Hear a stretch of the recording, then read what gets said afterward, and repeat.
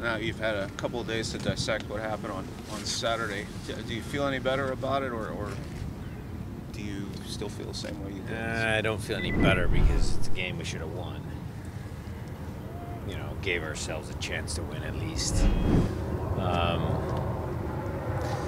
I'm gonna go on record and say this. After I watch it again, I think the goals we'd given up,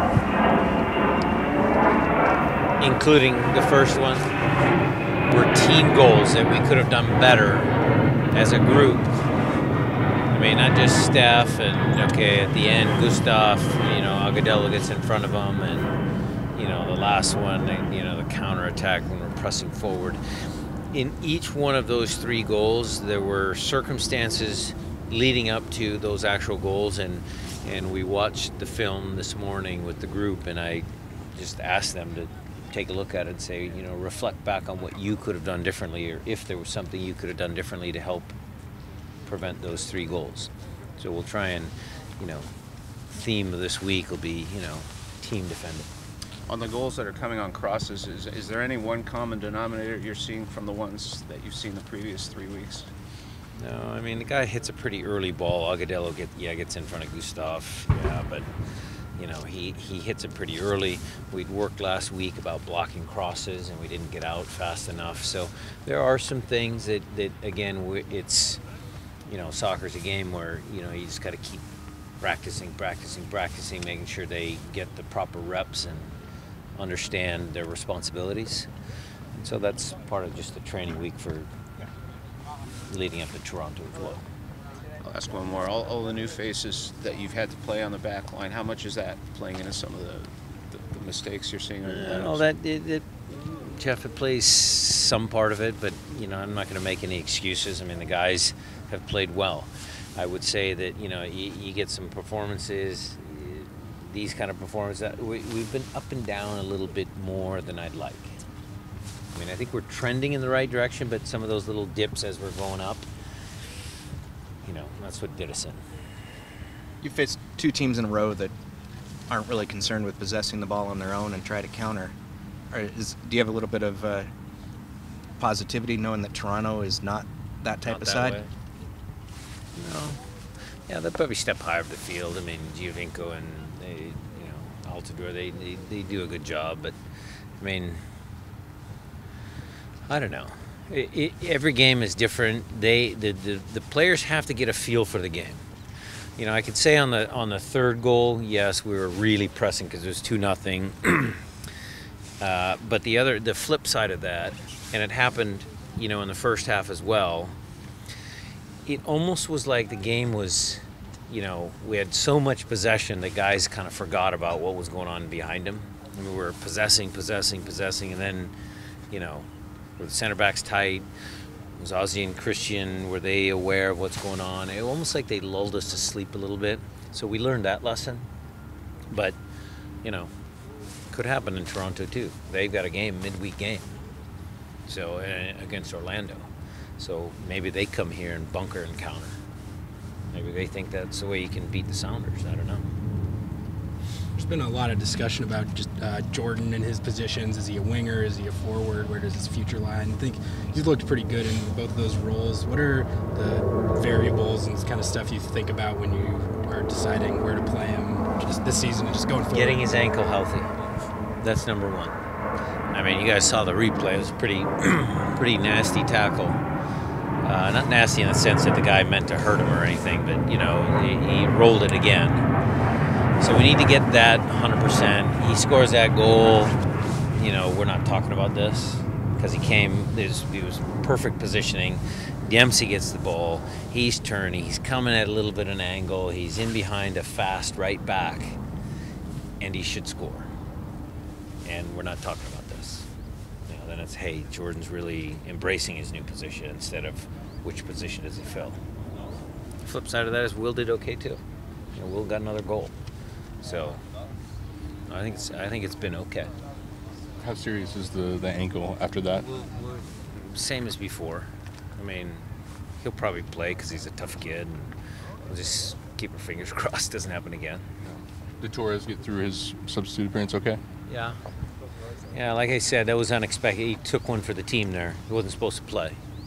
I wanted to get him back on the bench and kind of incorporate with the team, and it's bad, but I was a little desperate, so he was happy to charge out there and see what he could do. What made you think about putting him up there? Did you know anything about his past? Maybe I was No. playing up It top, was, nothing like look, that. sometimes we could have pushed Tony up or something, but Ramon is very good in the air. He scares people.